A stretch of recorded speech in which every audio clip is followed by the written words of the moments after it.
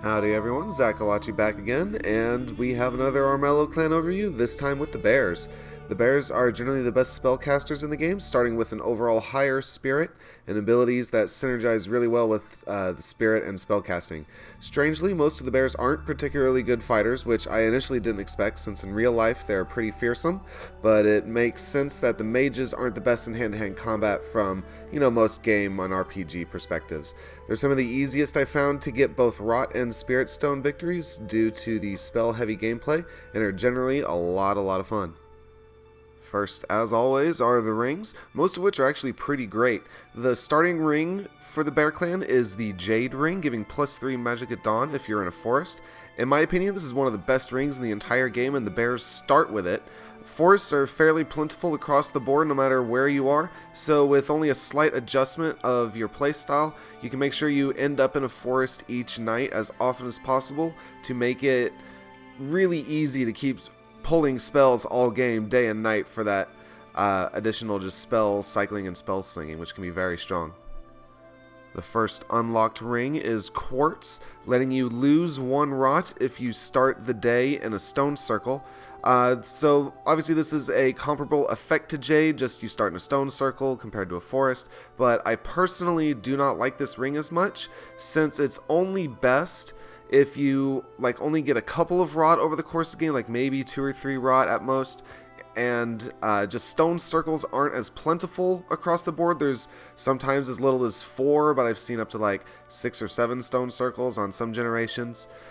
So it's not as easy to get the activation of the -1 rot. And then also just this ring encourages you not to go for one of the 4 victory conditions, which are Rot Victory, Kingslayer, Prestige, and Spirit Stone victory. So it's closing off one of those victory conditions, and limiting your options in Armello generally doesn't bode well. You want to be as diverse, just keep your options open is what I'm trying to say, and this ring typically doesn't really do that in my experience. Third up is the Amethyst Ring, which is actually a pretty fantastic ring. You gain +1 magic for every time you burn a spell card in Battle and Perils, and then an additional +1 when it's a rot spell for a total of 2. The main synergy of this ring is if you can become corrupted first, and then snowball that by other means, by consuming veins and finding the rot treasures and rot items, you can then burn the rot symboled spells for an exploding hit in battle, and also get the +2 magic. But if, on the other hand, you don't want to commit to rot in a game, you can still burn those rot spells out of your hand for a miss, but you still get the +2 magic when normally you would get nothing. Sometimes it can be clunky getting actual value from the magic gained to actually cast spells, since you do need to burn spells to use it, but it can more easily allow you to fire off those high cost spells like Spirit Seeds or Siphon or Crystallize, and overall is a pretty great ring that encourages card cycling. The final standard ring for Bears is Amber, letting burn suns and moons in combat always hit and the first one explodes.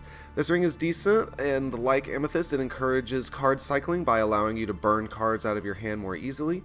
It is similar to the longbow item, but the hit explodes instead of piercing, and it is multiple use, so it's not guaranteed damage, but it is more and more damage to help fight through enemy shields, and you don't need to use an item slot or gold to equip it, but it is your ring instead, so opportunity cost no matter which way you put it, but it is a useful effect. This does have a slight anti-synergy though with the Royal Shield treasure, since the ring overrules the shield, causing burned suns and moons, whichever would normally miss, to turn into attacks instead of defenses, but once you roll the dice, then all the missed suns and moons go by the shield and become defenses instead at that point. So just something to remember, but overall Amber is a decent and fun ring. You should definitely give it a try. Aquamarine comes with the Usurpers DLC, giving +1 moon at night in both Battles and Perils locked in. I think this ring is pretty interesting because effectively it gives the bearer a second affinity bonus, a second clan affinity, with the normal +1 dice during the day for the bears, but then a locked in +1 moon at night, which becomes an attack, and is also used in a lot of perils. A lot of perils use the moon. This can help with breaching the sides of the palace that use the spirit quests, which have a moon locked in. And just overall, it might be better than the default clan affinity because it is a locked in symbol like that. Moons aren't as plentiful as other symbols like shields, In the card decks, from my experience, there's a lot more swords, a lot more shields in general than moons, so it can be nice having that locked in for half of the game. Finally, from the Rivals DLC is the Taffy I2 Ring. I'm almost certainly mispronouncing that, but I also call it the Taffy Ring to make it easy. This ring gives +1 spirit and shield while you're in a forest. One of the most obvious comparisons is with the Jade Ring, which is more magic focused, with the +3 magic straight up from being in a forest when dawn breaks, versus the Taffy I2's +1 spirit, which will give you 1 magic when you go into dusk and you're on a forest. But the +1 shield is also a bit like the resist amulet and will activate in both battles and perils, and +1 shield can be very strong in a lot of situations. On a lot of perils, you always need more shields in combat, so overall Taffy I2 is a great versatile ring. And overall the Bears rings are all pretty great. Can't go wrong with any choice, except for maybe Quartz, but all the rest of them are pretty fantastic. Now on to the heroes. First, Sana, the Forest Sister. Her starting stat spread is 2-6-3-5, and her ability Priestess makes it so that when she fights a corrupted creature, she uses her spirit stat for the number of dice instead of her fight stat.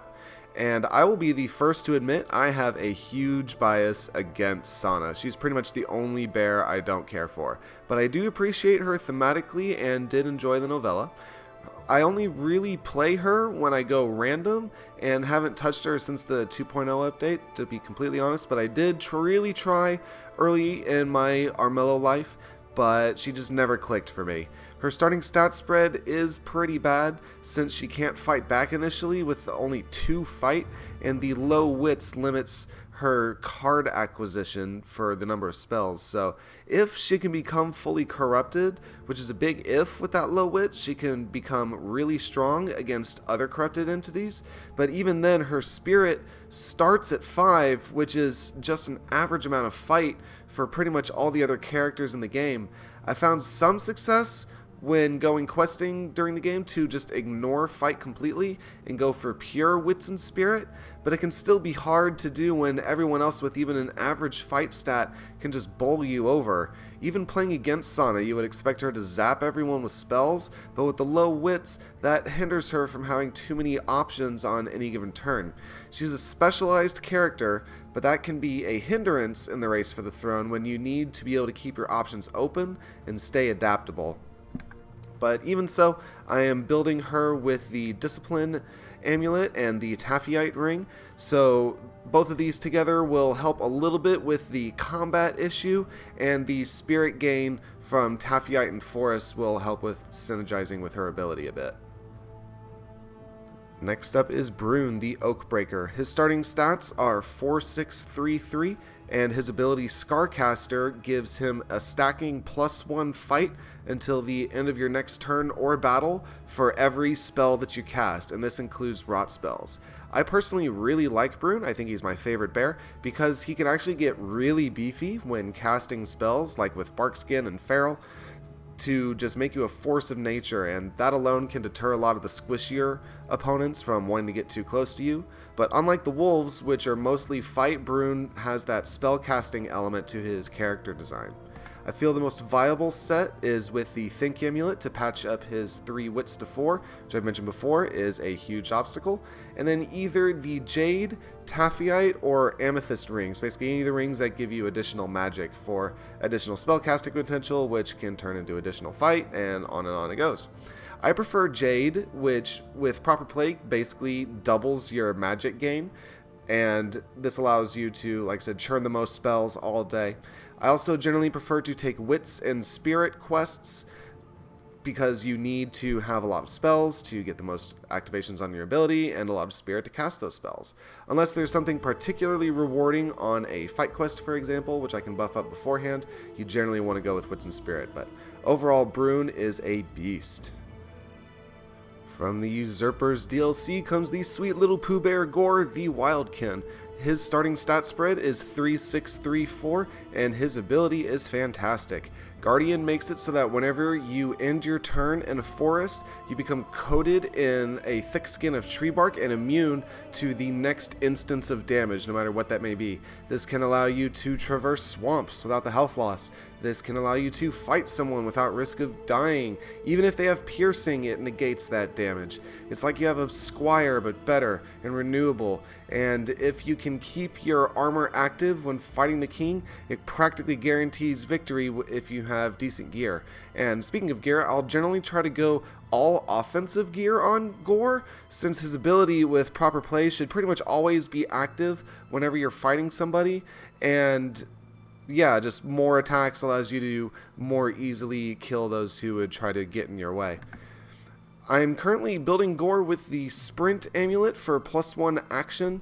If you need to end your turn early in a forest, sometimes the King's proclamations make it worth it to end your turn early, especially early in the game, and Sprint allows you to not lose momentum during those times, and just makes it easier to try to activate your ability. And I'm also running the Amber Ring on Gore to help patch up his fight, and of course when questing you want to take only fights and wits quests. Pretty much all the time you have all the body you could ever need. Force Spirit is more than some characters need, and Gore starts with it, so just take all fights and wits quests and then use the Amber Ring to card cycle as much as you can in the meantime. But overall, Gore is very fun to play. Finally, from the Rivals DLC is the Wicked Witch herself, Yordana the Devourer. Her starting stat spread is 2-5-4-5, and her ability Cauldron Crone is one of the most unique abilities in the entire game, where on her turn you can play any spell to yourself for a 1 magic cost to devour the spell into your cauldron, and then at the end of your turn you will get back a curse depending on the symbol of the first spell you devoured, whatever symbol that is. And then these curses act as magical pacts between you and your target, often only to your benefit, but sometimes the other way around, and then it lasts until either of you dies breaking the curse. But if you die after consuming a spell, but before ending your turn, so say you consume a spell into your cauldron, and then you fight somebody, and you lose and die, when you respawn back in the Clown Grounds, you will not get the curse back, so just keep that in mind when you're playing around. So, with that in mind, let's go over the curses really fast. And so these curses are basically the crux of Yordana's hero power. We'll just go over them all real fast. The Curse of Skill, when you burn a rot spell, is probably the best of all the curses, allowing you to steal 1 point from your target's highest stat, any hero's highest stat, and it randomly picks if there is a tie. I generally pick Yordana into games with already fight-heavy opponents like Fang and stuff of that nature, allowing me to steal that fight to help mitigate her otherwise really pitiful starting 2 fight stat. Second is Curse of Fate, which is the Wild Symbol curse, making the target's perils have an additional +1 rot symbol required to pass. I personally think it would be really cool and thematic if the developers changed that so that the extra symbol needed is a wild instead, just to keep with the symbols and everything, but ultimately that would be a slight nerf to this card, so we'll see how that ultimately balances out. It is a bit more situational when this comes up, but playing it to someone like Fang, who already has trouble with most perils, can really hinder them, and then playing this to someone trying to breach the palace if they can't complete all their quests can pretty much lock it down guaranteed, since they're now facing a minimum of a 5 symbol peril with Curse of Fate applied. The third curse is the Curse of the Eye from the moon symbols, and this grants you stealth, permanent stealth against the target that you play it on. This can be very useful to combo with Curses of Skill, especially against fighters who might try to track you down and fight you and kill you to break all these curses on them, but that becomes much more difficult when they can't even see you. However, with even normal stealth, you are still revealed whenever you fight something, and this is only against one person, but still, if you can get a couple key Curses of Eye on players near you or just in general, then you have drastically increased your chances of winning because they can't even see you, and if they can't see you, then what are they gonna do? So fourth is the Curse of Blood from all these sun symbols. giving you +1 health whenever the person you play it on kills something. This is probably the weakest of all of the curses, just because it's so situational. You need to be damaged. The person you need to play it on needs to actually fight something and kill something. A lot of times when you play this curse on someone, they'll just say, okay, I'll fight and kill you, and then you don't even get the health back because you're dead. So it's kind of a last-ditch curse. It's kind of a throwaway curse if you have nothing else to just get out of your hand. You just need to burn a spell, consume it to just get it out of your hand for whatever reason. So I don't beeline for curses of blood, but they are still useful. Finally is the Curse of Valor from the shield symbol spells, making it so that if either pact member attacks the other person, then they will break this pact and have -2 fight dice until the end of their next turn. This can be good to combo with, once again, Curse of Skill on those fighters, making it even harder for them to fight back against you and kill you. In my experience, you will play this on somebody, and then both of you will forget about it until you're in each other's way, and then it activates. So try to plan around that and position yourself in like key choke points between mountains and swamps and stuff to force activations on this curse. But again, as Jordana, you already have that low fight. You don't want to be fighting anyone anyway. It's more of a deterrence for other people against you. And so as you can see, the curses really help to shore up Jordana's weak points, but the main downside to them all is it relies on other characters to get the most value. It isn't too uncommon for a curse to be wasted before they activate due to your target just dying early. Also, most people know Yordi will curse everyone and will generally try to focus her down, so it can be hard to get momentum from stacking all the curses on everyone. And it can be difficult to remember that when it's your turn, you can only consume spells to yourself. You can't play buffs to yourself on your turn. You have to wait for that off turn, so you don't get as much value from those spells sometimes. But if you can pull it off, if you can curse everybody, you can become nigh unstoppable and one of the strongest characters in the game. I'm currently building her with the Resist Amulet for that always on +1 shield, and the Aquamarine Ring for that +1 moon at night. I think it's kind of thematic for the moon at night since she is the witch, and these two together make almost all perils have at least something locked in, and it can definitely keep you alive in combat, especially in the early game when gear can be hard to come by and your fight is still low. I typically only take fight and wits quests to better those odds of staying alive and giving more options into the spells and the curses for additional wits. And that is the Bear Clan, a sleuth of spell slingers, and are generally fun to play. The spell deck can be very strong, and these Ursay make great use of it all game long. Like and subscribe, and let me know what you think about the bears, and maybe you can convince me Sana isn't just a hot mess. Have a good one, everybody.